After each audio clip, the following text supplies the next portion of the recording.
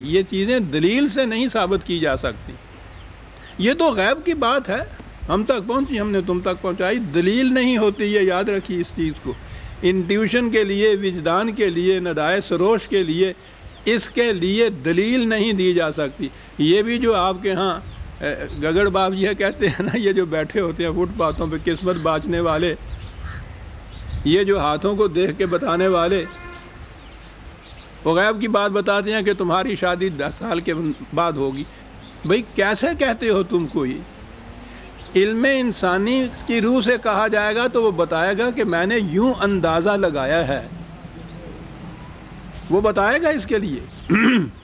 لیکن یہ جو قسمت کا حال بتانے والا، یہ پیشین گوئی کرنے والا ہے، وہ یہ نہیں بتا سکے گا کہ میں نے یہ کیسے کہا ہے، یہ کیسے ہوگا. یہ میں بھی نہیں جانتا. مجھے پتا ہے کہ یہ ہوگا ایسے، میں کہہ نہیں سکتا یہ کیسے ہوگا. یعنی دلیل نہیں ہوتی اس میں. میں یہ اس لیے زور دے رہا ہوں کہ بڑی شاید نئی سی بات آپ کے ذہن میں آئے کہ قرآن کریم نے کتنی بڑی عظیم بات کہی ہے، یہاں کتنا فرق کر کے بتا دیا ہے. وحی کی روح سے ایک دعویٰ کرنے میں، اور یہ جو قسمت باچنے والے اور غیب کی پیشین گوئیاں کرنے والے ہیں، ان کے ہاں سے یہ چیز کہنے میں ایک بنیادی فرق یہاں پیدا کر دیا قرآن کریم نے، اور وحی کو ان سے الگ کر کے رکھ دیا. پیشین گوئیاں کرنے والے ان سے پوچھے کہ صاحب فلاں سال کے اندر یہاں اتنی تعاون پھیلے گا اور یہ ہوا. بھئی کیسے کہہ رہے ہو؟ کہیں گے صاحب کہ 4 دن کے بعد یہاں بارش ہوگی. محکمہ موسمیات والا تو وہ 2 اور 2 4 کی طرح سائنٹیفک طریقے سے یہ چیز کہتا ہے کہ صاحب ہم یوں اس نتیجے پہ پہنچے ہیں. سائنس یا علم دلیل دیتا ہے، بتاتا ہے کیوں ہم ایسا کہتے ہیں. اور وہ جو کہتا ہے کہ ہم نے جو کہہ دیا صاحب ہوگا، جاؤ بھاگ جاؤ یہاں سے، ہوگا. بھئی کیسے ہوگا؟ ہم نے کہا ایسا. یہ خدا کی باتیں ہیں. پہلی یہ چیز سن لیجئے کہ قرآن کریم نے دونوں ہی چیزوں کی نفی کر دی. پیش گوئیوں کی نفی کر دی کہ اس نے کہا کہ غیب کا علم خدا کے سوا کسی کو نہیں. میں کیا عرض کروں کہ ہم کس قسم کے روایاتی عقائد میں چلے آ رہے ہیں. پیش گوئیوں کی بنا پر ہمارے ہاں اولیاء بنتے ہیں، صوفیاء کرام ہوتے ہیں، حتیٰ کہ وہ مرزا صاحب نبوت کا ہی دعویٰ کرتے ہیں. صاحب دلیل کیا ہے صاحب اس کے لیے؟ ثبوت کیا ہے اس کے لیے؟ دلیل تو ہوتی نہیں. ثبوت کیا ہے؟ جی پیشین گوئیاں کرتے ہیں ہم جناب. یعنی الرغم قرآن کے، قرآن کہتا ہے کہ خدا کے سوا کسی کو غیب کا علم نہیں. رسول کہتا ہے مجھے بھی غیب کا علم نہیں ہے، وجود اس کے جو وحی کے ذریعے سے مجھ تک منتقل ہوتا ہے.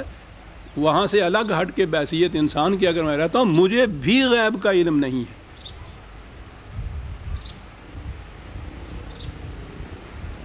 اندازہ لگائیے آپ. اب قرآن کی اس تحدی کے بعد کسی کا یہ کہنا کہ میں پیش گوئی کرتا ہوں، مجھے غیب کا علم ہے، کہاں پہنچاتا ہے اس کو؟ اور وہ اس کو ہم نبی نہیں مانتے. چلیے ان کو تو چھوڑ دیجئے.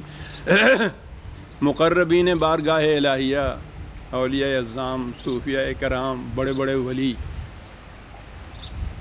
کن باتوں کے اوپر ہوتے ہیں کہ جی وہ جو بات کہہ دیتے ہیں پتھر پہ لکیر ہوتی ہے صاحب، ڈال ہی نہیں سکتے. وہ کوئی کھڑے ہو کے نہیں پوچھتا کہ صاحب یہ تو خدا کہتا ہے کہ نہیں غیب کا علم خدا کے سوا کسی کو. وہ دعویٰ کرتے ہیں کہ یہ ہے غیب کا علم، تم دیکھو پورا ہوتا ہے یا نہیں.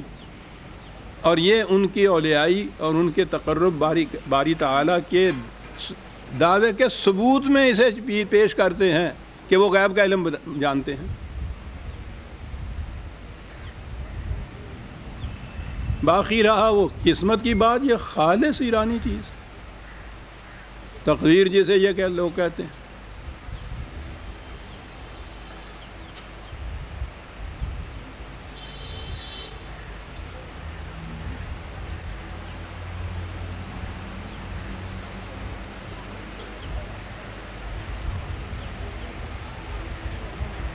یہ کیا درمیان میں آپ نے شروع کیا؟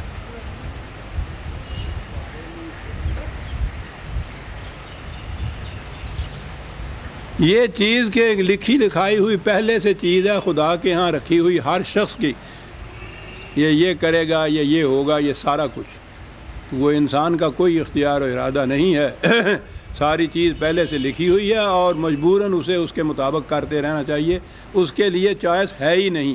قرآن کی پوری تعلیم بنیاد جو ہے مقافات عمل کی اس کو گرا دیتا ہے یہ تصور، ذمہ داری نہیں رہتی کوئی اس کی پہ۔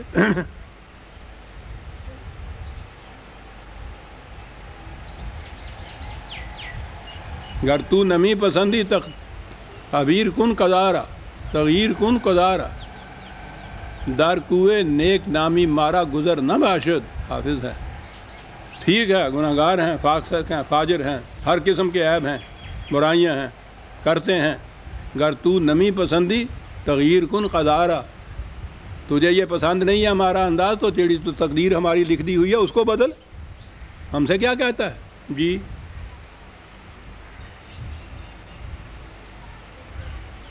انسان اپنی تقدیر آپ بناتا ہے عزیزان من، بنی بنائی ہوئی نہیں ہوتی۔ لیکن ہمارے ہاں قسمت اس کو کہتے ہیں نا، تقدیر نہیں ہے، قسمت کا بھی حال بتانے والے تیری اور غیب کی خبریں دینے والے بھی۔ قرآن نے کہا تھا کہ یہ کہانت ان کے ہاں کی، ان کو تو آتشی کوڑا پڑتا ہے قرآن کی وحی کے بعد۔ وہ رسول صلی اللہ علیہ وسلم کو متون کرتے تھے یہ کہہ کے کہ یہ کہانت ہے، الزام لگاتے تھے۔ قرآن اس کی تردید کرتا ہے کہ یہ نہیں، اور یہ قرآن کو ماننے والی قوم کے مدعی 1300 سال سے ان کو مقربین بارگاہ الہی قرار دیتے ہیں، جو قسمت بھی بتاتے ہیں، کہانت بھی کرتے ہیں۔ لفظ بدل دیا، اصطلاح بدل دی، کہانت نہیں کہتے، پیش گوئی کہتے ہیں، قسمت کا حال بتاتے ہیں حضرت صاحب، کہانت نہیں ہے یہ۔ میں عرض کر رہا تھا کہ دو لفظ ہیں قرآن کے، کھڑے ہو کے دیکھیے کیسے کاٹ کے رکھ دیتا ہے قرآن دو لفظوں میں۔ کہا یہ کہتے ہیں، یہ دعویٰ کرتے ہیں اس چیز کا، فَلْيَأْتِ مُسْتَمِعُهُمْ بِسُلْطَانٍ مُبِينٍ۔ دعوے کی صداقت کی پرکھ یہ ہے کہ دلیل لاؤ اس کے لیے کہ کیوں کہتے ہو ایسا، اور ان کا تو دعویٰ یہ ہے کہ اس کے لیے دلیل نہیں ہم دے سکتے۔ کہانت، تقدیر بتانا، قسمت بتانا، پیش گوئی کرنا، اس کی بنیاد یہ ہے کہ اس کے لیے کوئی دلیل، وائی آف اٹ جو ہے وہ نہیں بتائی جا سکتی، یہ کیوں ہوگا یہ نہیں بتایا جا سکتا۔ وہ اسباب کی کڑیاں جوڑ کے کسی نتیجے کے اوپر پہنچنا، یہ تو سائنٹیفک طریقہ ہے، علم کا طریقہ ہے یہ۔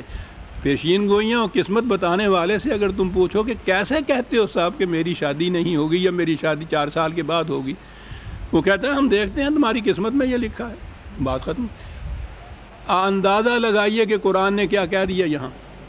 دعویٰ ہے نبی کا وہ وحی کہ جو ان کے نزدیک، وحی تو غیب کی خبریں دیتی ہے نا، آنے والی کی چیز۔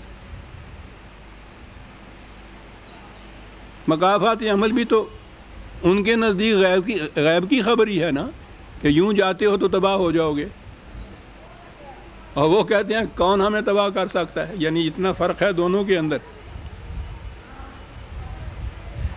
وہ قسمت کا حال بتانے والے بھی کہتا تباہ ہو جاؤ گے، اسے پوچھا جاتا کہ کیسے کہتے ہو تم بھائی، وہ کہتا ہے کہ یہ تمہاری قسمت میں لکھا ہے، بات ختم ہو گئی۔ وحی والا بھی کہتا ہے کہ یہ انداز اختیار کرو کہ تباہ ہو جاؤ گے، اسے پوچھا جاتا ہے کیوں کہتے ہو، وہ کیوں کا جواب دیتا ہے۔ 2 اور 2 4 کی طرح عزیزان من، سائنٹیفک طریقے سے وہ بتا دیتا ہے کہ اس کا نتیجہ یہ ہوگا۔